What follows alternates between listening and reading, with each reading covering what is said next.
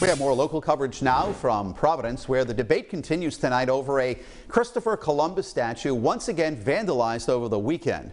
Eyewitness News reporter Logan Wilbur talked to one community leader who says the issue goes much deeper than the statue itself.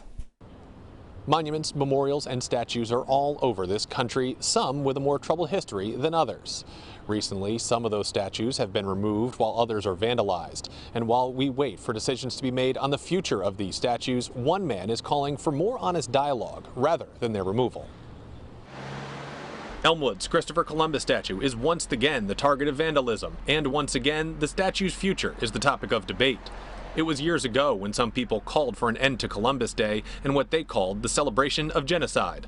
The Rhode Island Indian Council's Darrell Waldron says the underlying issues must be addressed before a decision on the statue can be made. You can take away the statue, you could move the statue, but it's not the reason why it was being defaced, right? They can box it in a box like they have it now, which has been paint splattered on the box.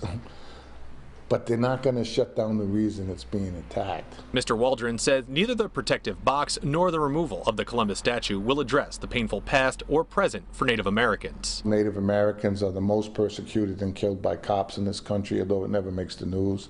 The data is very horrific, especially in some of these large Western communities, but nobody ever talks about it. He believes as protests continue throughout the streets of Rhode Island and across the country, now is the time for real conversation to change the course of the country rather than worry about its past transgressions of racism and genocide. History is history, but you can learn from it. So if you're not going to learn from your past, you're doomed to repeat it, right? And Mr. Waldron tells me there have been conversations to move the Columbus statue to Federal Hill. He does say no matter where its location, there will always be vandalism risks. He also says now is the time for real community-wide conversations and solutions to improve the lives of people of color in this country. Reporting in Providence, Logan Wilbur, Eyewitness News.